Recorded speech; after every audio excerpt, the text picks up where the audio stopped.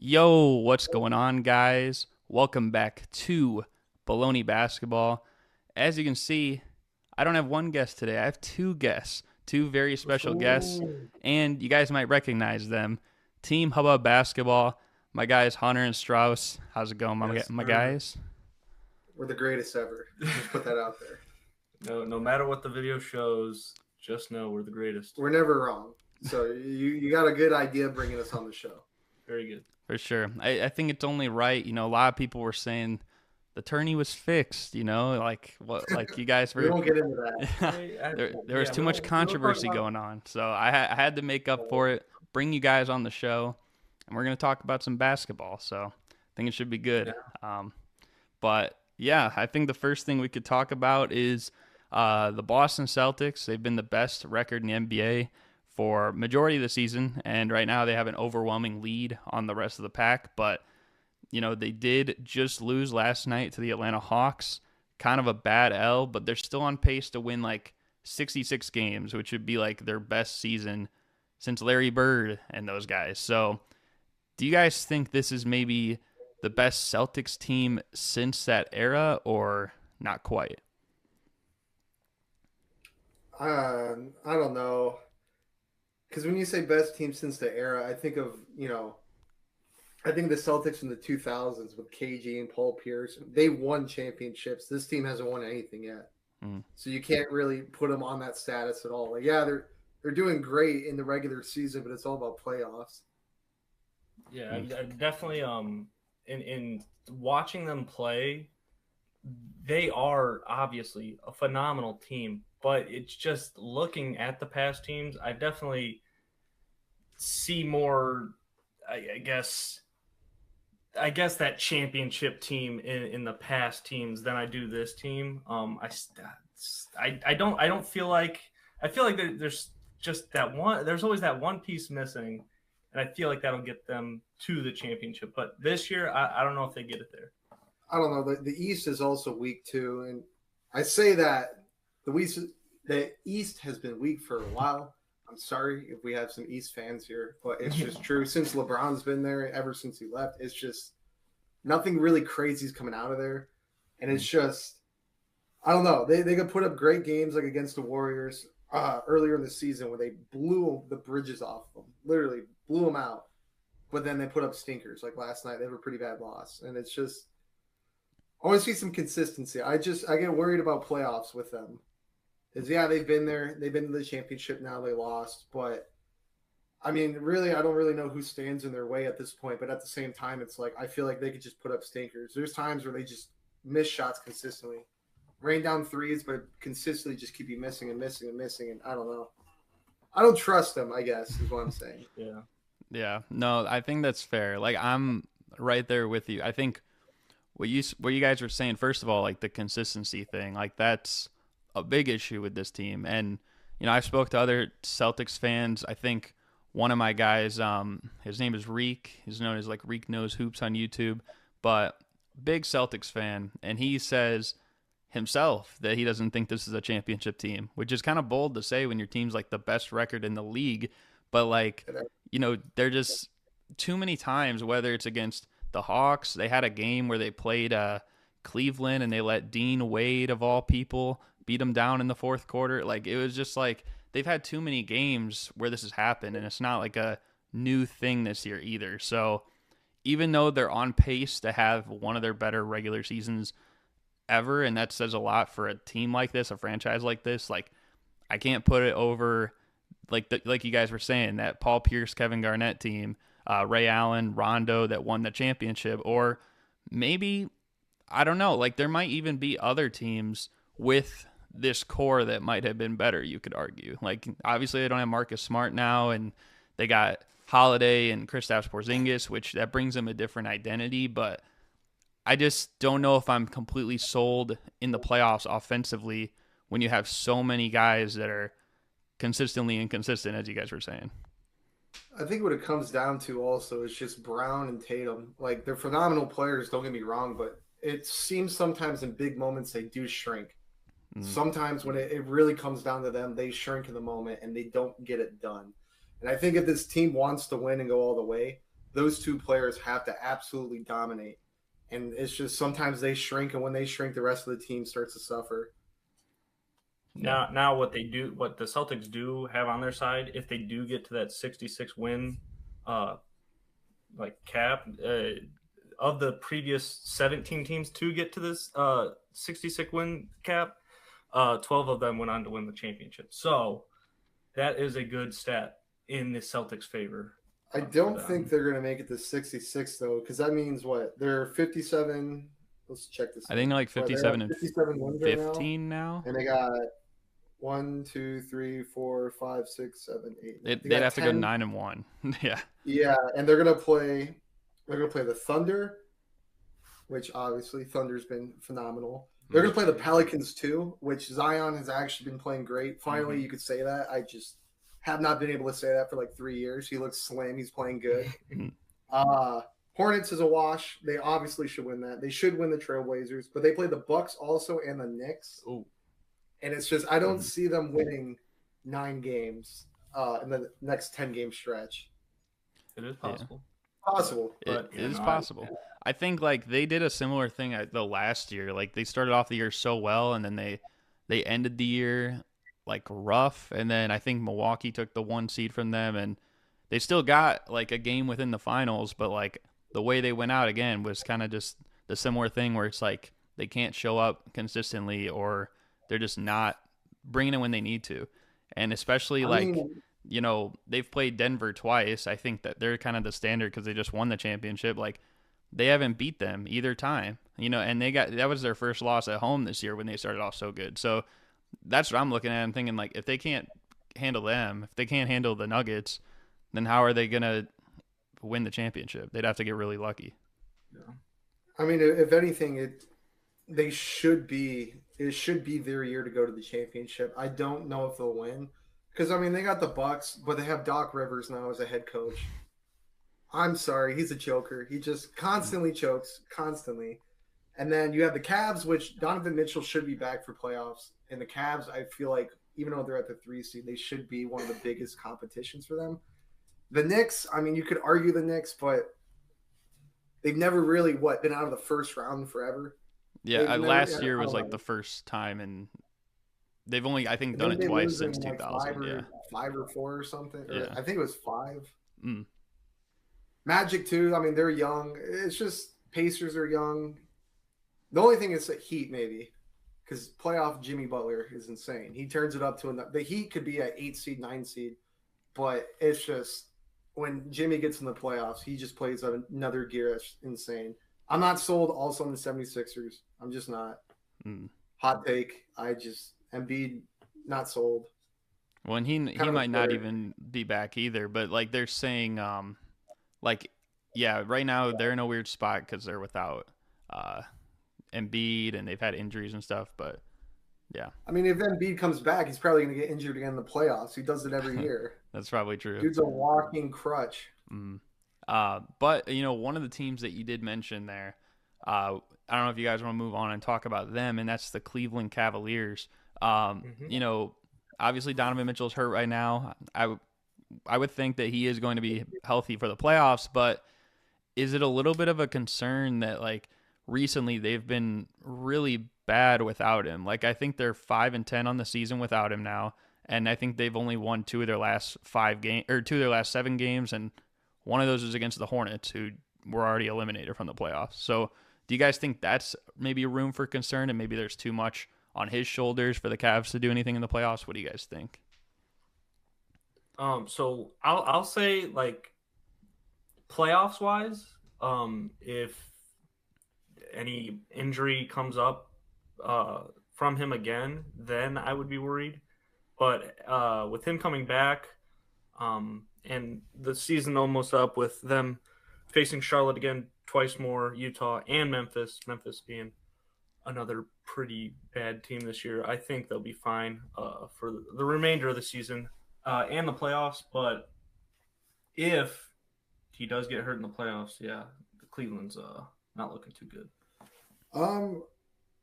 Donovan coming back, like, I think he should be back for playoffs. They should definitely be fine. But when you really look more in depth of it too, Max Strus is also injured at the moment, and having him and Donovan out of the starting lineup, those are two big shooters right there.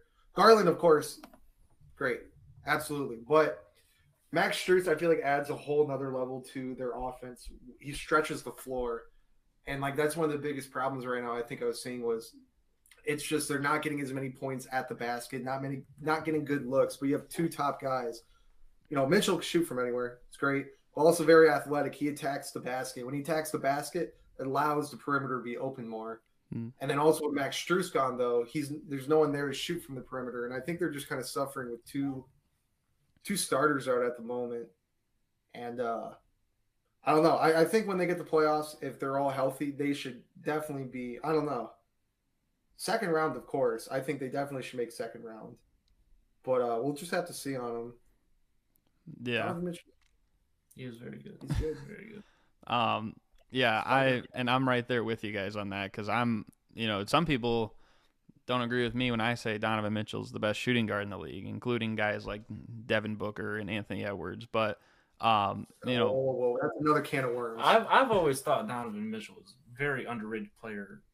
Like they would always talk about, like, obviously, I don't know, Luka, just like Trae Young, all of them would be talked about, and Donovan, I felt would always be in the shadows talked about. He is such a good basketball. Well, you watched his first 3-4 years, like when he was on the Jazz. He was phenomenal. So good. He was phenomenal, and honestly, I can't believe that team didn't work. I like the pickup. Well, I mean, fucking Rudy. Excuse me, I don't like Rudy. Yeah, but Rudy's now on. He's on Timberwolves. The Timberwolves, and they're pretty high up. It's just, I don't know what to say. He just, Donovan's a great player, but I don't know if I would say he's the best shooting guard in the league. Yeah, I mean, I could put him top 5, but. And I guess it is kind of worrisome if the Cavs, dropping just one star player of Donovan Mitchell, you do that, have that bad of a record, 5-10. Yeah, I guess it is worrisome, but don't forget Max Strus. But again, with him coming back, the season winding down, just in time for playoffs, I think the Cavs should be looking good. Well, and what I was gonna say too with that is that and this might be a hot take, but at least from me watching the Cavs, and I know they've had a lot of times where maybe their offense it's just they don't know what to do, no sets are working for them. And then usually Donovan Mitchell is kind of their get out of jail free card, and he's able to get them something going, whether it's creating for himself or setting up others. And no shade, I guess, to Darius Garland, but while he can set up others, I don't see him as the same way setting up for himself as working as a creator on the ball for himself. I feel like that's why more times than not you probably see guys like Karis LeVert with the ball in his hands outside of Donovan Mitchell, and he's not a bad player either, but I feel like there's a lot of times where he has the ball too much on this team, and then it really just hurts the whole offense. So what I'm saying is I feel like he has kind of a big burden on his shoulders where it's well, if he's not able to be there, he's hurt or something like that, then who's going to be the guy creating for himself, maybe in ISO situations when you need that? Because as much as the pick and roll will work, with Garland and Allen or Garland and Mobley, eventually teams might try to shut that down, especially if, like you said, if shooters like Max Strus or Dean Wade are out, then it's who are you going to kick out to as well if they're shutting down the pick and roll? It just becomes so much harder, I think. Yeah, Mitchell adds just a whole nother dimension to the team of he stretches the floor. He can attack the paint at will. He's shifty. You watch him play, he's shifty. He's an athletic finisher, but also can shoot the 3. And so you have to respect that. But with him out, like you said, when you say it reminds you of the pick and roll, it kind of reminds me of the Rockets. I don't know if I want to say 2018 or kind of the span where they had Chris Paul and they had also James Harden. A lot of times they relied on the 3. And when it was working, it was working. But then obviously there's that famous game between the Warriors and the playoffs where they missed 22 threes in a row. But when the other part of their offense was just the pick and roll with who's the big man then? What was it? Who's the big man that was on that team? That team, Zaza or JaVale McGee or? No. Oh, you're talking about the Rockets. Oh, Clint Capella? Yeah, like 2018, 2016, like 2018 Rockets. Yeah, Man, I can't believe Clint I'm blanking on Capella and Oh, Clint Capella. yeah. They would run the pick and roll constantly, Clint Capella. It's either look for a three, right? Try to ISO ball, look for a three, or drive it down, throw up Clint Capella, alley-oop. And it worked. I mean, it worked in the regular season, but when it came to playoffs, when you're running your entire offense like that, it stalls. Mm-hmm. If the threes aren't hitting, and the next thing you do is just a pick and roll, they could guard that. It just stalls, you know. Yeah. Mm-hmm. And so I see that with the Cavs of if they can't spread the floor, they can't hit threes, they can't shoot and get open shots. The pick and roll, even though they got two big men, it's gonna stall eventually. Right.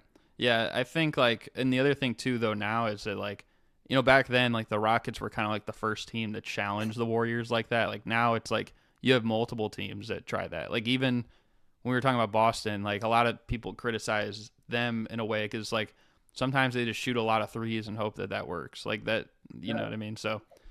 And it ends up inconsistency. Like it may work in the regular season, but when it goes to playoffs, and if it's not hitting, you know, that one game you're playing right there matters way more than, all right, we lost Tuesday, let's go play Thursday and pick it up again. Right. Yeah. But if you guys, want to move on here, we could talk about the next topic, talking about the Clippers. I kind of talked about them last week, but obviously now they're getting Russell Westbrook back. I think a little bit earlier than maybe people thought. They got him back the other night against the Pacers. Didn't really help because they still got blown out. They've just been playing so bad lately. And even like Ty Lue, the head coach, said that they asked him, like, do you guys have an identity or whatever? And he said, yeah, we do. We're soft. That's our identity. So, like, what do you guys think that maybe with Westbrook coming back and maybe getting everyone together, like I think Norman Powell missed some games. Now he's back. Like, maybe they need this for the playoffs, like to keep them going forward because, you know, it just hasn't been looking good for the Clippers. Like they played so well for a big stretch of the year. Maybe it seems like their old legs are getting to them. What do you guys think? Quite honestly, I mean, Westbrook, I will say this year, he's kept his turnovers down. That's been his biggest problem. And his box score has been terrible in recent years, but a lot of times it's turnovers. He's getting like 5 to 7 turnovers a game. And I think he's down to like 2.2. And as long as he keeps his turnovers down, I can see him as a plus, but I don't care if he comes back. I'm just not sold on the Clippers.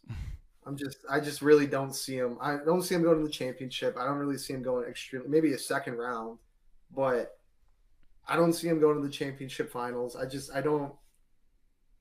They're soft. I mean, there is something about them. Yeah. For me and the Clippers and Russ, this situation, as I read, my first initial thought was like, oh well, if the Clippers like do have a slight decline, it's because they have that missing kind of like that pace, that point guard effort that I'm sure Russ brings to the Clippers, and missing that for a couple of games can really mess a team up. I kind of want to say it's kind of like the situation for Donovan Mitchell, but I feel like Donovan Mitchell has more of an impact rather than Russell. He'll just give you that kind of bump and pace in the offense. He's been doing good at it this year too. The best he's been doing in the past 5 years for any other team. I mean, he fits. Like I said, his turnovers are down, but again, the injury he's coming back from is a broken hand, and it's like, all right, you know, if all of a sudden you start turning the ball over more, it's just going to hurt you more than anything. Now, I do look at it as like he's back before playoffs. Now, kind of get back into the groove of things, come back for playoffs, and hopefully get your Clippers deep into the playoffs. Isn't that kind of crazy to say? Westbrook isn't hurting a team for the first time in like 6 years. Yeah, it's God, watching him it's been miserable. It's just been miserable. But I don't know. I think for the first time in forever, he finally landed somewhere where they're not asking too much out of him too. Like he's not asked to be like when he was on the Wizards and he was supposed to be the main guy. The piece. They're not asking him for that. Just dish the ball, you know, get rebounds, get your stats. help find looks for guys. And as long as he stops shooting the 3 too, for the love of God. 5 of 10. Russell Westbrook, I know you're watching this stream. Very important stream. Stop shooting the 3, please. Teams just sag off you and they let you shoot the 3. You're shooting like, 31% or even lower. I don't even know. But you're just stop. Stop. Look right here. Stop shooting the 3, please. Take notes from Team Hubbub Basketball. Please. We stopped shooting 3s and we almost won 2 games. Almost. Yeah. If you know. Westbrook better listen. I mean, hey, Garrett, maybe we're wrong. Please tell us. No, I just think like, I agree with you to the point where it's like his the pace I think is definitely needed because when Westbrook's not there, like who has the ball in his hands the most? Really should be Kawhi, but it's Harden, and Harden plays at a like more so slow half court game and Westbrook is transition. So like having him out, like it definitely like changed the whole vibe of the team. And I think when they had that like pace and space type of game going, like things were working better. But I just think also part of it is like, their identity isn't figured out like down the stretch of games. Like there's way too much of James Harden running pick and rolls with Zubac or Mason Plumlee or Daniel Tice at the end of games. And it's just like that could work occasionally or maybe Paul George, stuff like that. But you got to get Kawhi Leonard the ball and you got to get him in his spots. And that's how you're going to win because of the 4 guys that are, I guess, the big 4 on that team, there's only one of them that's been proven to get it done, and that's Kawhi, and he's done it twice. So I just don't get why, at least as you're moving more toward the playoffs, like now should be the time of any that you lock in. I get like the first month or 2 is kind of like they're building the chemistry. They're trying to like get the team chemistry together. But as we're in like March now, like the playoffs start in less than a month. So if they don't have that figured out, like it's gonna be a quick postseason, even though it was last year. But like this one's gonna feel worse because like you got no excuses to make. And I feel like people are expecting more this year than they were last. Right, because I mean Paul George was out last year, and then Kawhi got hurt like midway in the series. So it's like I don't think anyone thought they were gonna beat the Suns in the first round. So now this year it's like you got both of them, and you got Harden, and obviously Westbrook's still there, and then you got all these guys together. Like, there's really no excuse. That's why I think this might be the last year as you see the Clippers as you know them. Like, there might be a change. I don't think Kawhi would be the change, but between whether it's Paul George or something like that or just some of those other guys, maybe it's Tyronn Lue. I don't know, but yeah. Isn't that pretty crazy? Like, looking back at the Clippers, like, these past couple of years, like, the teams they made, they could have been so good. Like having Paul George and Kawhi on the same team is ridiculous. It's always on paper. It's wild. I always say I think the year that the Bucks winning was great, but I do think if Kawhi was healthy that year, he didn't get hurt, I think they would have won the championship that year. Yeah. Because he was that the Bucks championship was fraudulent. I mean, to be fair, they did also play the Nets that were hurt. I'm not gonna lie. Lakers 2020. Oh. Lakers 2020. That was fraudulent. Don't even. I'm gonna. Take I agree. I agree. Laker fans will be watching and they're gonna be upset. LeBlanco, buddy, LeBlanco. But it's okay if you're a Laker fan because we just bashed kind of Westbrook for a little bit there, saying like he was no good for 6 years. Okay, but also on the Lakers, he was a scapegoat. I'm sorry. That is kind of true as well. He wasn't playing the greatest, but he was a big scapegoat, and they got rid of him. They were still kind of bad for a second. Like, he was a problem, but he wasn't, like, the problem. Like, there was more than just him. But I don't know. If you guys want, we can move on here. Talk about 2 other teams in the Western Conference that are kind of having a battle here for this 10 seed. The Golden State Warriors, they've been in that 9-10 with the Lakers for a minute now, probably a couple weeks, but the Houston Rockets, who were like 5 games back of this, like seemed like they were out of it. Now they're within a game. I think they're actually half a game back right now. Yeah, they are. They're half a game back, and the Warriors play tonight as well against a better team. It's not looking good for the Warriors right now. The Rockets literally can't lose. Do you guys think that the Rockets might steal the 10 seed from the Warriors? Oh no! Oh, you got him stressed now. The I gotta take my jacket off. Warriors pissed me off. I will say they pissed me off. Also coming off a 114-110 loss to Minnesota. Yeah, Golden State's not looking too well right now. Golden State. The thing is, like, I could watch them, and here I'm just gonna say I am a Golden State fan. I have been for the longest time, and it's just. God, they're so inconsistent. They let you down. They let you down so much. You watch them and they look great. They look good. You're like, wow, maybe, they'll put up a great game. And you're like, wow, they're definitely take the Lakers, definitely take over for the 9 seed, And then all of a sudden we get down like 2 games from them and then we drop 4 games, 5 games. And it's just the consistency is just terrible with the team. It's just completely terrible. So I don't doubt that the Rockets actually could take over. And the Warriors get bounced because I don't see anything good besides Drake Jackson. Drake Jackson's been a dog. He's been very exciting to watch on this team. But besides that, it's just Wiggins. Get him out of here. For the love of God, send Wiggins away. It's just inconsistency. And when I talk about inconsistency, Wiggins is one of the players that's just inconsistent.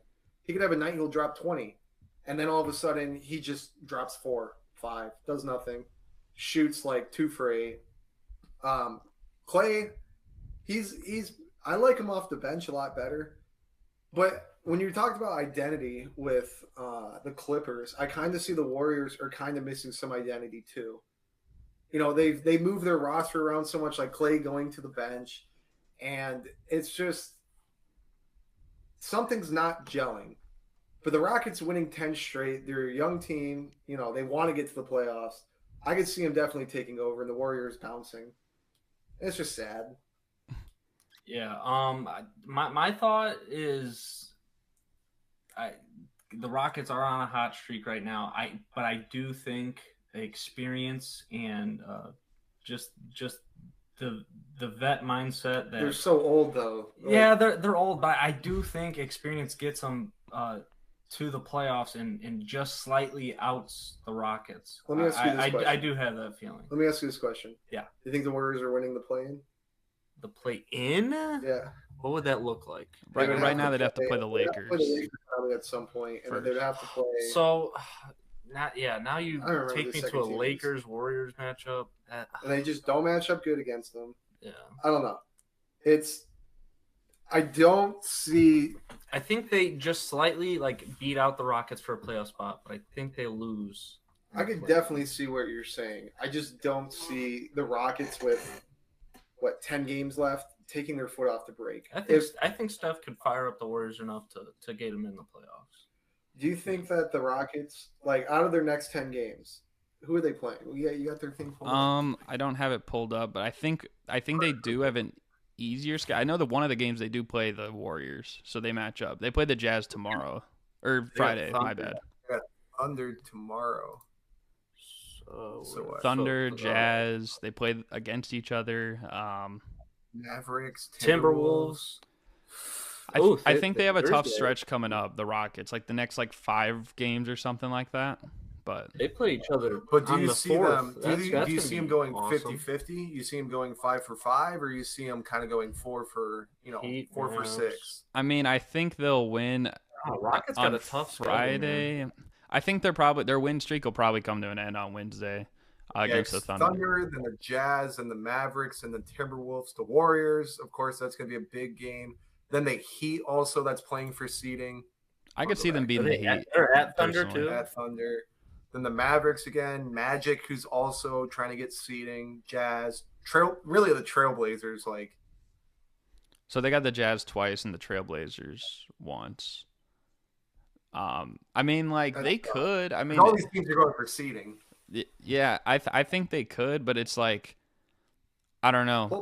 They've just been playing on a whole different level. It's just hard to predict this team. Even teams that they should have lost to, but Jalen Green is playing out of his mind right now. I'm a big Alperen Şengün fan, and he's cooking as well. So I don't know. It just seems they also have a coach in Ime Udoka who, he's not, he's got his team fired up. And they have a lot of veterans. Whether people hate Dylan Brooks, you can't deny that compared to maybe some of these like youth or inexperienced players, like he would maybe have the mental edge on them. Maybe not like a Draymond Green, but like compared to some of these other like youth or inexperienced players, like he would in that degree. Same thing with guys like Jeff Green. Like, I don't know. I just think like the playoffs. Yeah, and like I just think the Warriors overall, like they do.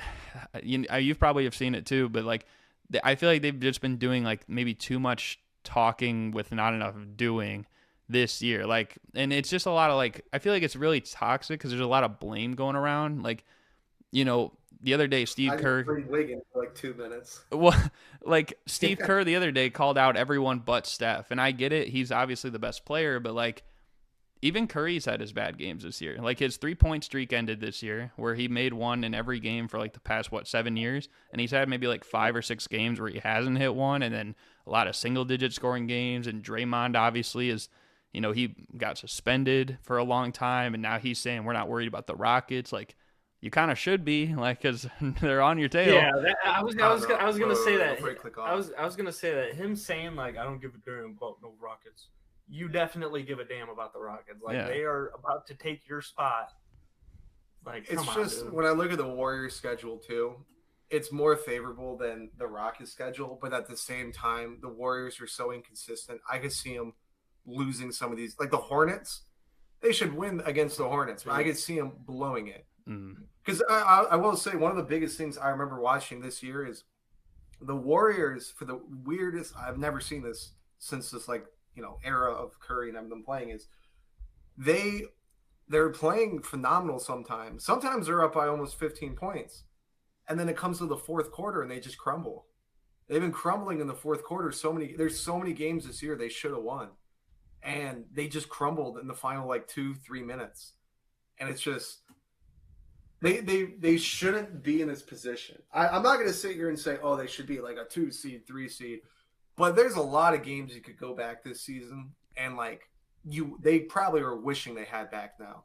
And so if they could stay consistent, because it's consistency again, but it comes mainly in the fourth quarter or even the third, it's like they could be up killing it on top, don't lose the lead, and then all of a sudden the other team will go on like a 14-0 run or 12-0 run, 20-0 run, and it's just demoralizing. And then no one's scoring at that point except for Steph. And even Steph will end up start forcing shots. You notice he's the kryptonite, or not the kryptonite. He's the Superman. They're down. They need a shot. Give it to Steph.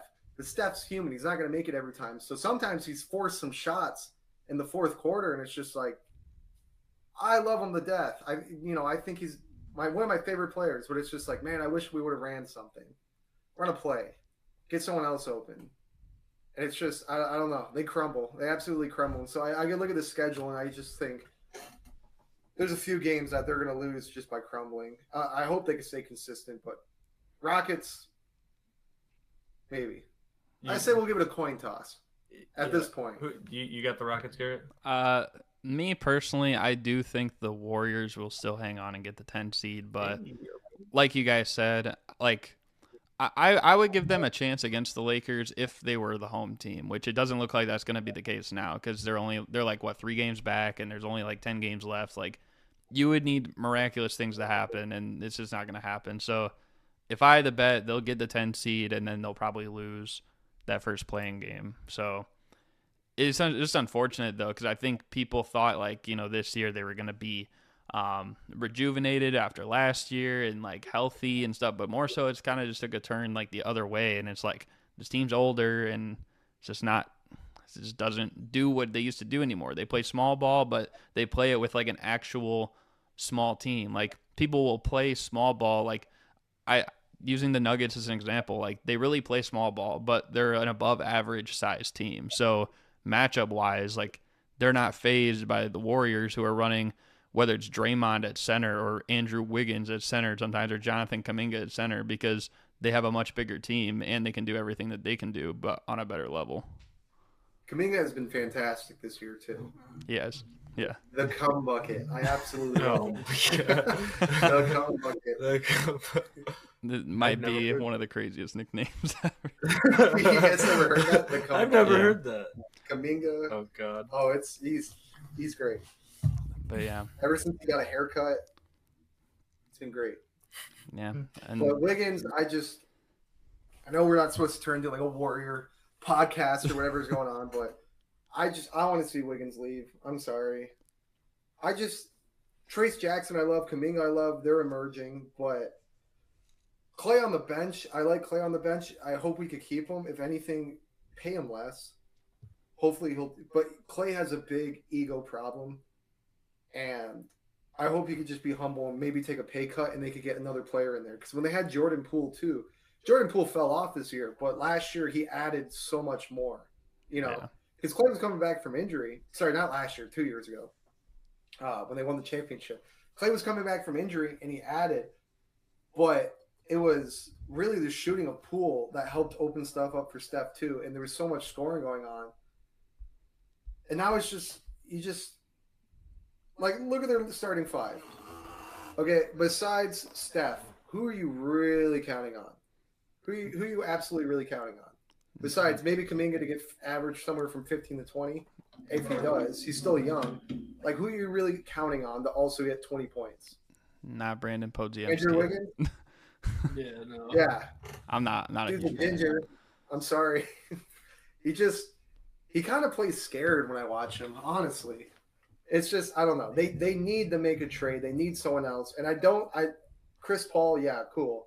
I don't think he was the answer. No. Even though he's off the bench. Their bench is great. Throwing him on the bench is fantastic. Their second unit's actually pretty solid. But besides that, it's like, you need a shooter. Max Strus, like someone like him. If he went there, I don't know. That'd be fantastic. Yeah. Because Clay's just not a spot up as much as he used to be, man. And he's coming off the bench. Like, he helps the second unit a lot, but you need someone in the starting lineup. Right. Yeah, I Preferably mean, a little bit. I don't know. I just think that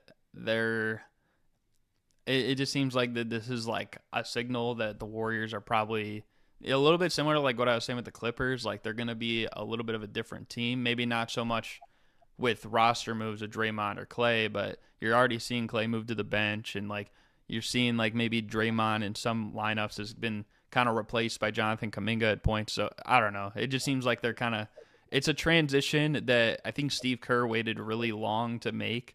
And I think like you're kind of seeing like the, I guess, preliminary like parts of it. But yeah, we'll be seeing the new Warriors here very shortly. Trace Jackson's coming in and doing what was his fucking name? The guy that went to the Pistons. Wiseman. Wiseman was supposed to be, and it's just, I feel like what they were trying to do back then is, they were trying to do that before, and then they won a championship. I don't really think that was fully expected, but now you see them kind of gravitating towards the plan of what was supposed to be before their GM stepped down and everything, and who their picks were. And Kuminga's panning out, but Wiseman's gone, and it's just I think they just need another player, because Wiggins, yeah, he's good, but he's just so inconsistent. So Maple Jordan is so inconsistent. Yeah.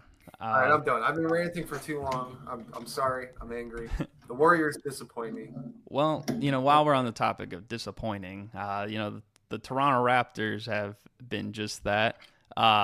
11 straight losses, and there's a few things to it that I kind of want to touch on. I think the first thing is, obviously, with them playing so bad, it seems like they're going to keep their draft pick, which they had a trade when they got Jakob Poeltl, that if they were a bottom 6 team this year, they would keep their draft pick. But if they're not in the draft lottery, then it would move to next year or the year after that, whatever. So it seems like they're all in on this upcoming draft. So I guess the first part of that is, do you think that's the right move if they're all in on this draft? And then the other thing, too, is that we're seeing that, some of their players, like Jonte Porter, making bets making sure they hit, making sure he hits the under. So I guess, like, with both of those things accounted for, the tanking that's going on, like, what's going on with the Raptors right now? Ooh. I just want to read this first. For the second game in a row, in the starting lineup, rookie Grady Dick, the longest tenured Raptor on the floor. Longest Grady Dick? What kind of sent into your longest tenured player is a rookie. Like, what is going on in Toronto, dude? That's insane to me. I read that blew my mind. Second of all, I at least haven't heard any big names coming out of this draft. So to tank for a almost nameless, I could be wrong. There could be dogs in this draft. I don't know, but I haven't heard a single name. I look at the list. The comparisons that these people are saying, like the best is a comparison to Evan Mobley or a Dragic. I don't know. I just don't see any names, or I haven't heard any of these names. So why you're tanking for this draft, couldn't tell you. But I think I don't know. You snapped the Pistons 28 game losing streak. Like, I would hate to be in Toronto right now. I think they are moving towards. I mean, because it's like you said, if you don't know names, you don't. Why tank for this draft? I could be wrong, Garrett. I haven't heard a single. I hear names every year in the draft. I haven't heard a single name. I think it was already solidified that they were kind of expecting to head towards this trend when they got Pascal Siakam and sent him to the Pacers. Like they're moving towards shit. They're trying to move towards being it's so hard to see the Raptors like in the Kawhi years, and now just seeing them now, it's just like they only won one with Kawhi. Yeah, I just feel for the Raptors. Like they just had those like 2 years of glory. Like, oh my God, we're actually talked about in basketball, and just now it's just like, oh no. Yeah, people went back to hating Canada real quick. Sorry, Canadian fans. Sorry. I know we're international here. But... You have great syrup. Yeah. But I don't know. I just feel like, well, first of all, I will say you're not wrong with this upcoming draft. Like there are players like Nikola Topic is talked about. I think Ron Holland. But like for the most part, like a lot of the top guys are overseas prospects, which usually that's one of the biggest gambles that you could take. Especially, I feel like there's so many in this upcoming draft that at least one or two of them is bound to be a bust. And that's just me saying it based on experience that I've seen where every single time, maybe like if there's one or two at the top, like, okay, there was Luka at the top. Luka was a massive hit. But then you see like Mario Hezonja or Denny Avdia, or you know what I mean? Like, these are guys who were maybe okay or role players, but like they never were what they were drafted at. So I think this upcoming draft going all in is I don't know, like maybe it's a little bit like it's a little questionable, especially because the next year like you maybe would have a chance of like I think Cooper Flagg, he's one of the higher prospects for 2025, or you know it just seems like this has been a draft class maybe because it's overshadowed because last year we got like Wemby and like Scoot and Brandon Miller and stuff like that, but it just doesn't seem like this is quite the draft class for them to do that. They could possibly also, right? They could possibly also try to get seeding in a pick instead of actually picking in this draft. They could probably trade back to some team that's looking to build more, hang on to the draft pick, and then use it to pick up more all-stars around the team or around the league. Or, I mean, or just hang on to the draft picks and then, draft lower and just see where it goes and keep draft. I mean, they could. There's more options. I don't see them. If they tank, they don't have to pick someone automatically. They could draft away too, or they could use that to pick up a player. I don't know what the hell they're doing. I don't. I mean, it's one of those situations. It's just kind of hard to get out. It's like basketball purgatory. No, I forgot about who's all injured on their team. I totally forgot about that. Chris Boucher, Gary, and RJ and all them. But if if you add those pieces to the team, are they that much better? Dude, Raptors. I'm sorry, but blow it up. Try next year. Well, and then the other thing too with that, like, do you think maybe obviously they're investigating Jonte Porter, making sure his bets are like hidden under, but like, do you think maybe that also falls on the team? You know what I mean? Because like, let's face it, they're the most tanking team in the NBA right now. Even the Wizards and the Pistons are getting a couple wins recently. So looking at the Raptors, like they look like the absolute worst team in the league over the past like month. So do you think that's a bad reflection on them as well, that you got a player like this now is like making sure they can hit the under, you know what I mean? Like, I don't know. Like, what do you think? The players probably just all know it. They know they're not going. They don't care. Like, Yeah, I'm kind of, that's they're probably just packing up already, waiting for next year. yeah. When I first heard it, I kind of just feel like the Raptors are just like, oh, darn, like Shucks. yeah, exactly. Like I don't think it's that big a deal to them, which it obviously should be, but like the season's already chalked. Like I really don't think this should matter. Yeah, I don't think it falls on the team either, but I feel like it was fair to ask because we don't like they're all like under, you know what I mean? Like the Raptors are under everyone else right now in terms of record lately, but yeah, I don't know if you guys have anything else you want to say there. You want to move on to the next topic? It's wild indeed. But I'll say if the team knows about it and some players knew, if they do an investigation and some players knew about it, they as a franchise they could get penalized. Yeah, with picks. I was gonna say, did they take the? If picks it's away? just him, he may just get a suspension. But like if other players kind of knew and they didn't really care, and it was like a culture thing of like whatever, do what the hell you want, like that could screw them for years. They could lose their pick this year. The one pick they could get from that trade, and then the whole point in tanking this year would be pointless. Yeah. So yeah, I don't know. I just think it's like a weird. It's not looking good for the Raptors right now. But if you guys want, we can move on here to the next topic, talking about something that Paul Pierce said that is absolutely absurd. I know you guys were looking forward to this one especially too, but Paul Pierce recently said that Steph Curry has sponsored by Zins. Excuse me. I did not see him pull up. I did not see him pull up his Zins. I get paid every time. This is great. Dang, we're getting ready. But no, so yeah, Paul Pierce saying that Steph Curry has had a bigger influence on the game than not only Michael Jordan, not only Kobe Bryant, but also LeBron James, all three of them. So what do you guys think of it? Is he like should he be checked up on? Like maybe is he like under the weather or something like that, or like what's going on? It's just another like perk thing. Say like they're all gonna say these things, all right? And maybe it was an in the moment thing. Just said it, regrets it now. All I gotta say is you just gotta watch The Last Dance, man. That's all you gotta do. Jordan changed the freaking world and the game. Like the game wasn't watched as much.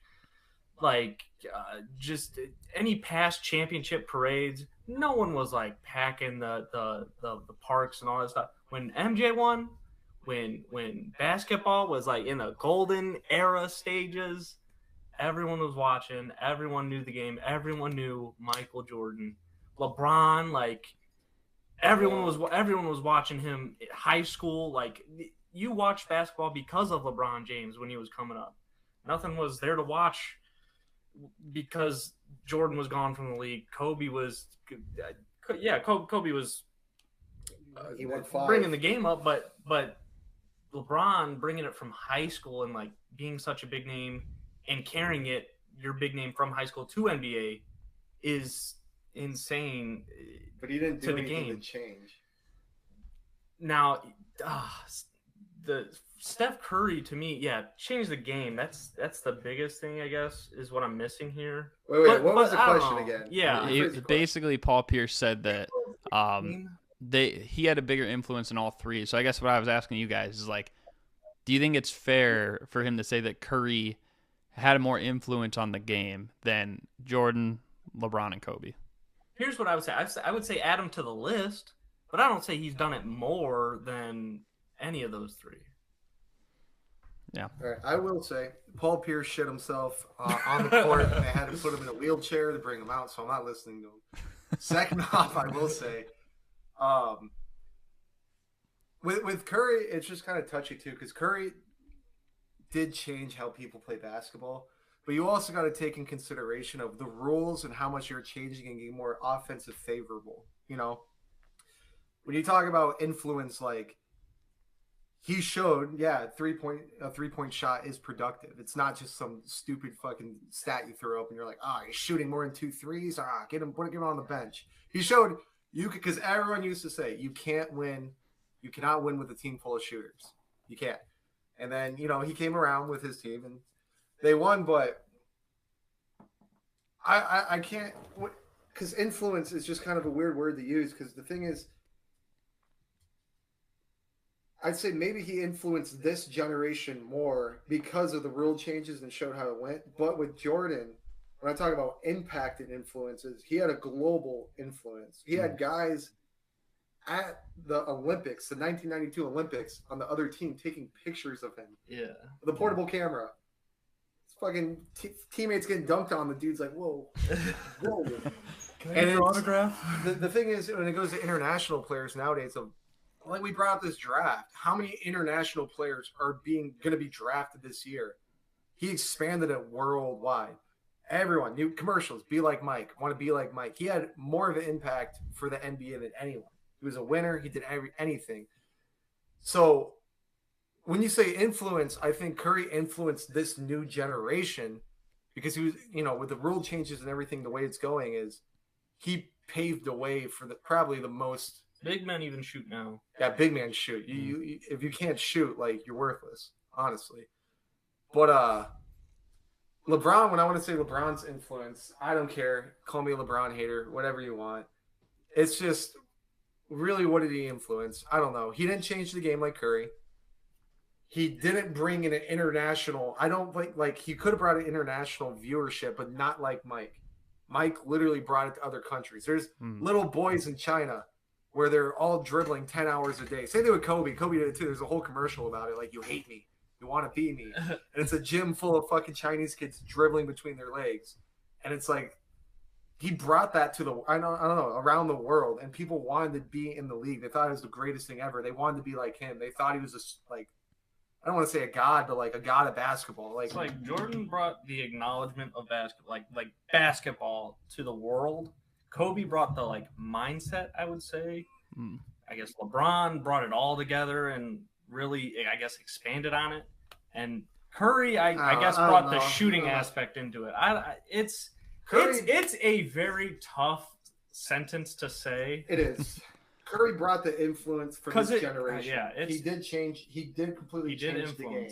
It influenced the game. What I would say to that though too is that, first of all, I feel like if we were talking like influence in terms of like the way fans respond to them, in terms of like their appreciation of like we're watching him because of him, Curry's last on there for sure. Yeah. You know what I mean? Like he's just not even close. If we're talking about the influence of the game, well, first of all, no one comes close to Michael Jordan because, like you guys were saying, like Michael Jordan had the global impact. In a way, I compare Michael Jordan kind of like to this guy with video games, because this guy saved the video game industry in like the 80s and 90s, and to a degree, Michael Jordan like basically blossomed the game of basketball around that time. I think Bird and Magic were a big part of that as well, like with kind of, as some people say, maybe like saving the league, but I think Michael Jordan really revolutionized it to a whole nother level. And then, as you were saying too, like with the mindset aspect of it too, I think that's what really separates Kobe up there as well. In terms of influencing maybe the way people play, I could see an argument for Curry having more influence than LeBron.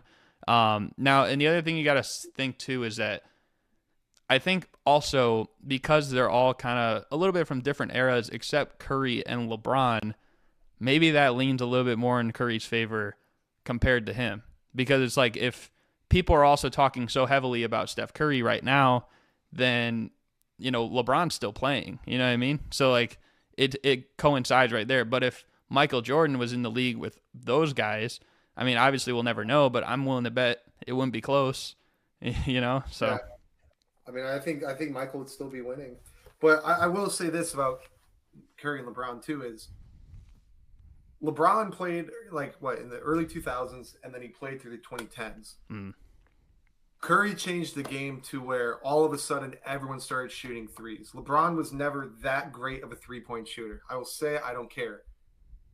he consistently started to shoot threes in his later years after Curry revolutionized it and made it so you have to shoot. Notice LeBron all of a sudden shooting logo shots and doing all this. I'm not saying he never could have done it before, but Curry advertently changed the way one of the greatest players people put, either one or two. He's two, by the way, just so you know. They put LeBron. He changed the way LeBron started to play the game. And that just shows impact, too. Of it wasn't just, all these young guys are coming up and they're shooting now. Even stars that were in the league. Look at Westbrook. He's still trying to shoot. Dude can't shoot shit. And he's still trying to shoot. Because he's just like, you have to. I don't know. You have to throw a certain amount of threes up. But it's just the way Paul Pierce worded it. I'm always going to say Jordan was the biggest influencer, the biggest cause of where basketball is nowadays and why it's so international, why it's such a big brand, all that. Like he completely changed it. But if you want to make an argument for how the game has changed, I would say Curry, but you also have to take in consideration too of like rule changes and how things are different nowadays.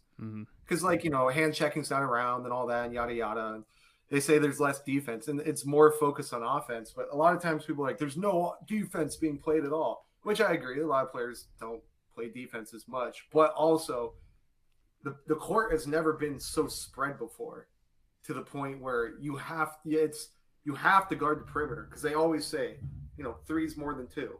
You're just letting someone that's on fire from three keep shooting because you want to guard the paint. No, teams now have to guard the perimeter more, and but also you have to think of, I'm more willing to give up a two than a three, and it's just, I don't know. Curry did that. I'm gonna give Curry his flowers, but I'm gonna give Jordan a statue. No, yeah, Jordan gets. I like that's that. what I'm gonna say. Yeah, I mean, I kind of, you guys basically kind of summed it up. I mean, I just can't put, like, saying he's more influential than all three at once. It seems like you're asking to get like ridiculed. That's what I said. So yeah, you're gonna have that title. Yeah, like if he just said like he was more influential than one of them, then maybe it wouldn't seem as like, I guess, like, I don't even know what the word is for it, but it wouldn't seem like it's crazy. You say all three, that's when I'm gonna grab my pitchforks. Yeah, like he's basically like saying, I'll take anyone, Yeah. So. I'll say this for like the last closing statement, I guess. Curry changed how people shot the ball and chose what's a good shot and not. But Mike made people want to play basketball. Yeah. And the other thing too is that, like, with Jordan, like, he was coming into a game when it was a big man's league. Like, none of these guards that dominate the game the way they do today, it wouldn't have been possible if it weren't for, Jordan doing what he did. I think that's also a part of that as well. But yeah, I mean, I know he was 6'6", but it's like, to build up on that is you can look at Bird and Magic. They were both like 6'7". They're still considered big man. But for Jordan, for just his movement, his shooting everywhere, no one can stop him. It's Michael Jordan, baby. It's Michael Jordan. Yep. He's the greatest of all time. I don't care. I'm sorry. He's number one. I agree. He is the greatest of all time. Everyone wanted to be like Mike, except for maybe Paul Pierce. But yeah. If you guys want, though, we can move on to the special mini game to close out the show. So how this mini game will work, it's the 5-of-a-kind game, NBA mini game. So over here, Team Hubbub Basketball, they're going to work together. There's 10 questions. Each of them, they're going to have 20 seconds. And you guys need to name 5 players, teams, coaches, whatever it is that fits the category of the question. If you get one thing correct, you get 2 points. If you get 2 correct, you get 4 points. Each one's basically worth 2 points. And if you get all 5 correct, you get 10 points. Now, here's the caveat, is that every wrong answer will subtract 1 point. But your score can never go in the negative. So let's say you got so many wrong answers, you were in the negative. You would just get 0 points for that round. And if you get 5 of a kind, then nothing is subtracted. So even if you get like 7 wrong answers and 5 correct ones, you just get the 10 points. You won't lose 7 points. Okay. We're the greatest of all time. As you've seen through this whole episode, see perfection. Unlimited basketball knowledge. Well, we are about to find out. So again, there's going to be 10 questions. I'll say like go for when the timer starts. You guys can work together. Shout out the names.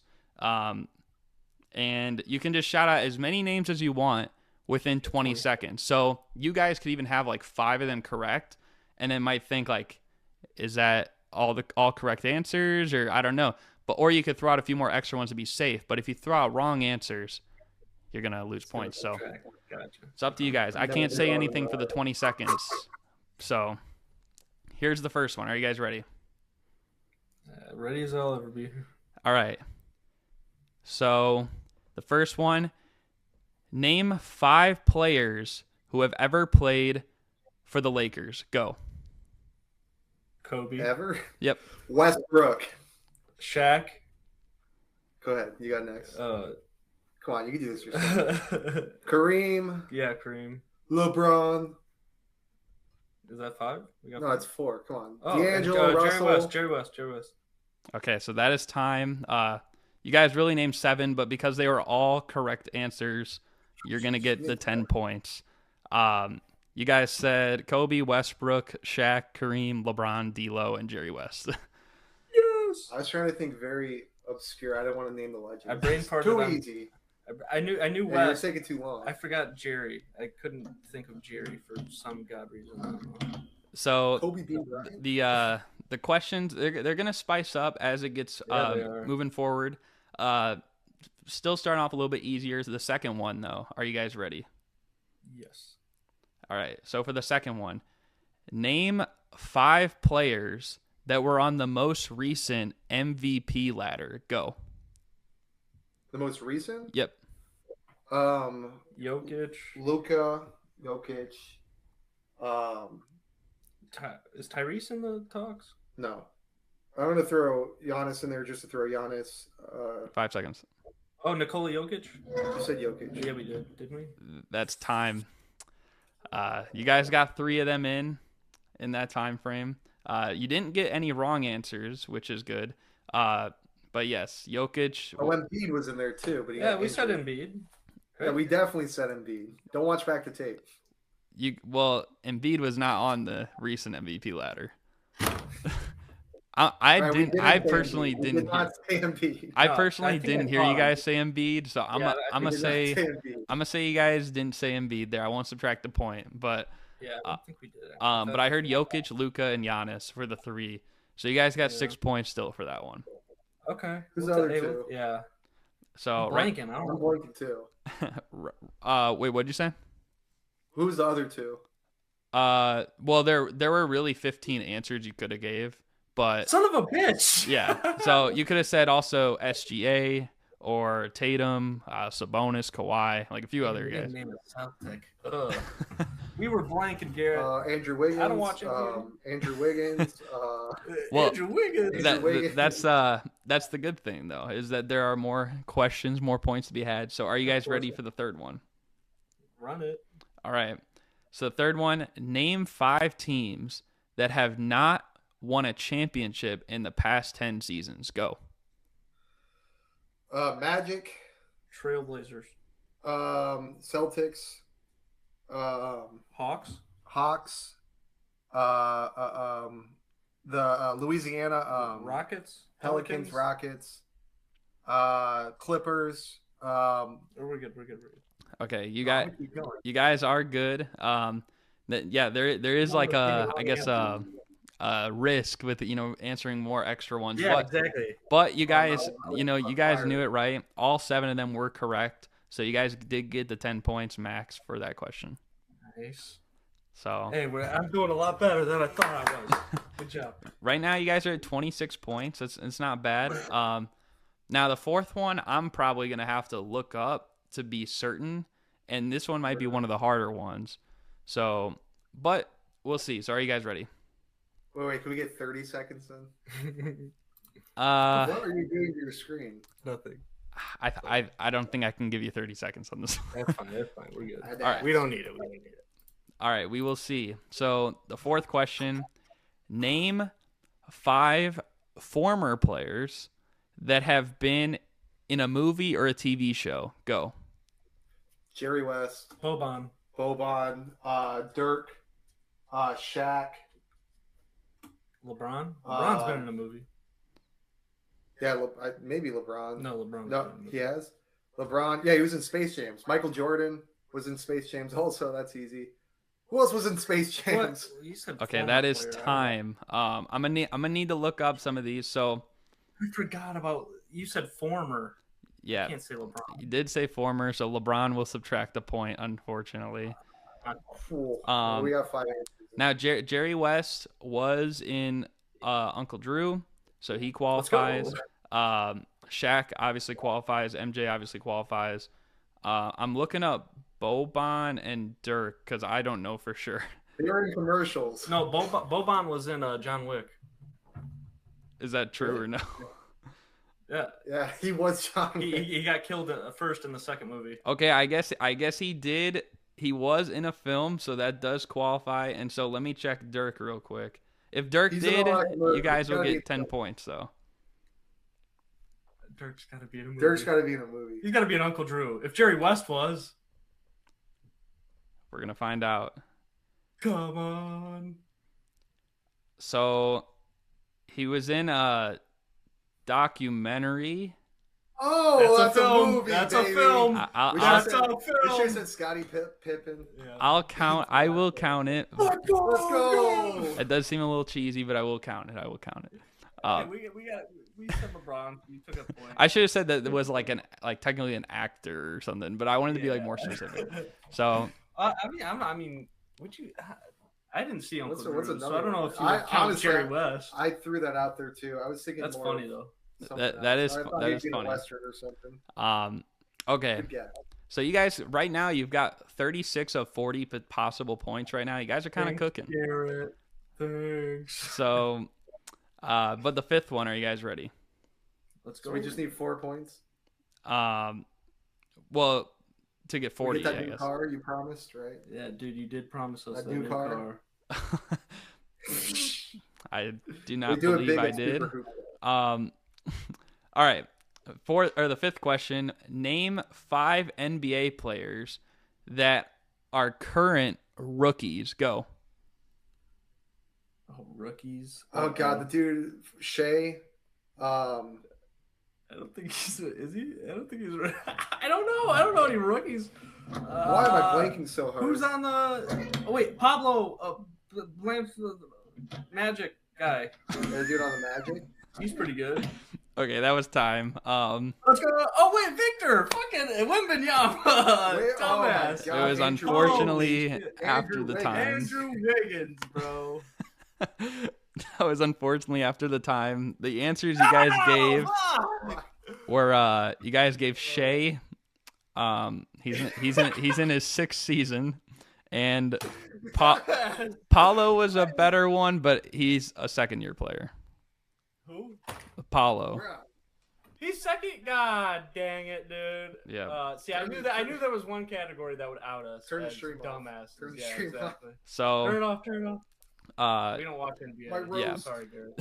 That was pitiful. My roast. So you guys didn't get any for that one, but there's still 5 more questions. You guys have 36 of 40. I forgot 10 questions, not 5. There's 10 questions because these are quick. So are you guys ready? God. So that was number. Oh, we're okay. Nah, we're so God. Some of these will get harder as the list goes on. We can't think of rookies, bro. Are you guys ready for question number 6? Yeah. Yes, sir. All right. This one actually I feel like you guys should get though. Okay, so number 6, name 5 NBA teams with the color red in their logo. Go. Bulls, Raptors, Pistons, Trailblazers, Heat, Hawks, Heat, Rockets, Andrew Wiggins. All right, well, Andrew Wiggins was not. Do not give us. You guys did get 5 anyway, so it wouldn't have even mattered, even if you said that. So, you guys did get the 10 points for that one. That was a good showing, good bounce back. Nice.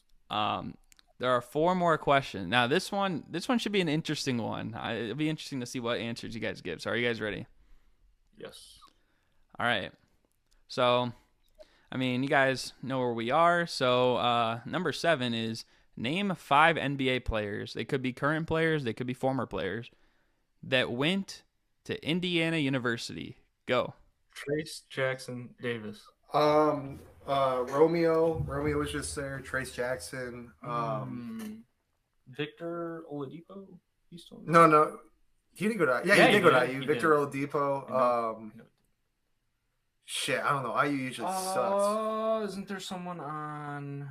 That's time. Boston? Isn't there? Oh yeah, that's fine. Isn't there someone on Boston from IU? Maybe unless you were thinking of Romeo Langford, who also.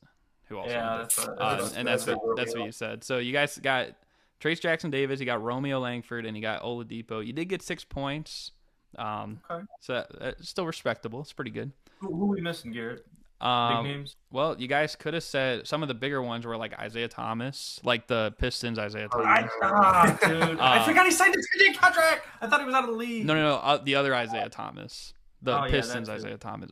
You could have said Zeller, Cody Zeller, Yogi Ferrell. Cody Zeller. I couldn't get. Yeah. But Hood Scafino, he was on the team last year, I believe.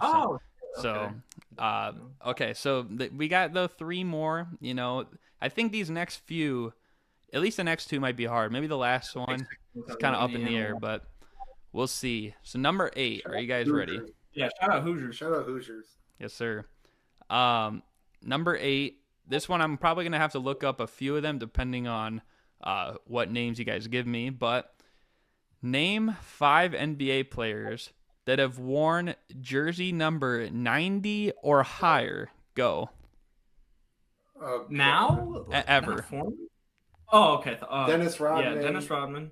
Oh, God, I'm thinking of 91 on the Lakers. Who were 90? Oh, Jay Crowder. One of the Marcus Smart, or one of the Smarts. I think they were 00. I'm having a stroke. Not Smart. Okay, that is the time. I know what you meant. Yeah, the Morris brothers. You meant the Morrises, but you did say Marcus Smart. I actually don't know if the Morrises have. I think one of them wore 88. Okay. that So, was a hard one. That one was a hard one. 91. How many did we get? You guys got Rodman and Jay Crowder, so that's 4 points. But you lost a point for Marcus Smart, so you got 3 points. Okay. Okay, so you guys got 3 points for that one. Number 9. Now this one's gonna be pretty hard because you guys are gonna have to give me 5 answers, but there's only 5 correct answers for this one. So to get the 10 points, you'll have to get all 5 correct ones and no wrong answers. Are you ready? Get the temples going. All right. Yeah, I'm ready. So number 9, name the 5 players that were all NBA first team in the 2010-2011 season. Go. Oh, LeBron James. Chris Bosh, maybe D Wade. I'll throw those 3 on there. I don't give a fuck. Kobe. Yeah, Kobe 2010. Shaq. No, not Shaq. Not Shaq. Not Shaq. And that is time. Okay. So we did pretty good. You guys did get 2 points for LeBron. You guys also got 2 points for Kobe, so that's 4 points. You lost a point with Chris Bosh, and you lost a point with D Wade. So you guys got 2 points for that one. You were missing Kevin Durant. I completely forgot about Kevin Durant. You were missing Dwight Howard as well. Oh, yeah. And the MVP that year as well. You're missing the MVP that year, Derrick Rose, my guy. Shit. Not D Rose. Wasn't Howard defensive player of the year that year? He was, yeah. Bruh. So Shame on us. that's tough. But you guys at least got some points there. You didn't go empty-handed on that one. Now, this last one's an NBA-based question, but it's kind of a little bit relative to me. So it might be a little bit harder, might be a little unfair, but we'll see what names you guys throw out. So are you guys ready? Yeah. All right, the last one.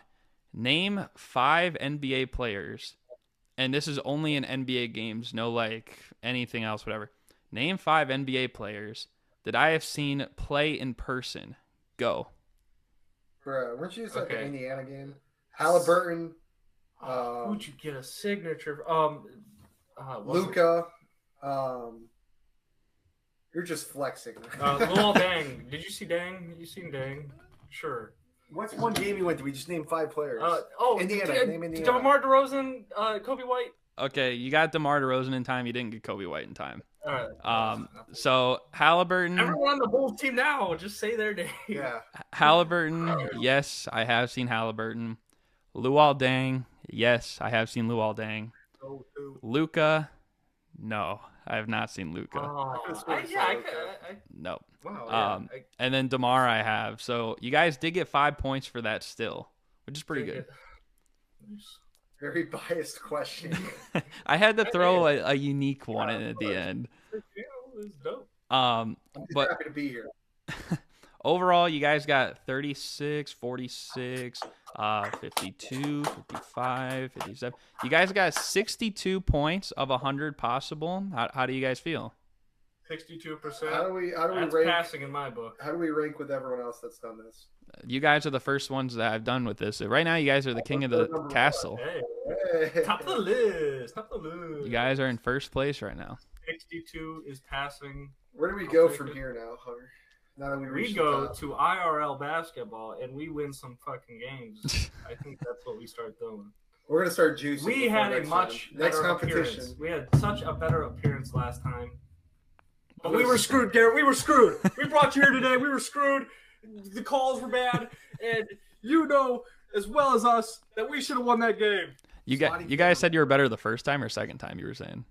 The second indoor. Indoor, we were so much better. First time we were gassed. I remember going to the gas station after the first game. That was bad. Dude. I almost threw up in his car. He was crying.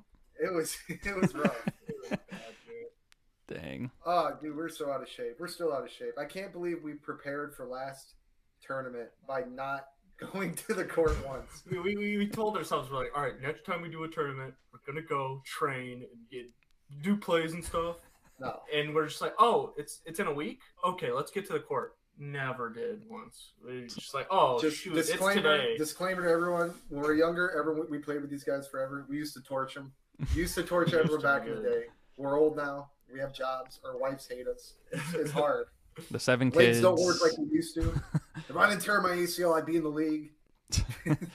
Yeah, but I mean, I don't know. I feel you guys still play well in both the tournaments, though. Like to a degree. Yeah, like our matchups. I mean, we're just matched up against X, who we want you.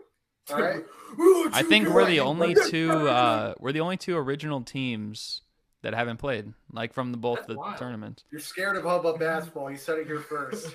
Hey, no comment on that.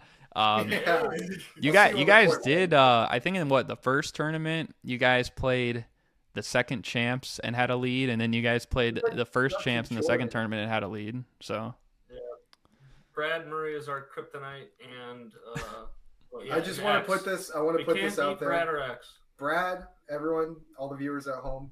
He used to be terrible at shooting threes and was just very inconsistent. He had 2 kids. All of a sudden now it's like he can't miss. I don't know what happened. It's wild. He takes his shirt off. He gets stronger. I don't know how that works. That's also insane. He's like Fred VanVleet in the playoffs that one year. Had a kid and it's over for everyone. The 2 kids really boosted him up. I don't know what happened. It's that dad power. You need to start busting out kids. I do. Have 6 kids. We'd never lose. I thought you guys said you had 7 in the first one. They're all gone. Oh, you just need new ones. The wife took them. Yeah. Somewhere in foreign countries. It's gonna be so funny if they're watching this, but the boyfriend drops him off on the weekends, gives me a Ferrari. Yeah. It's okay.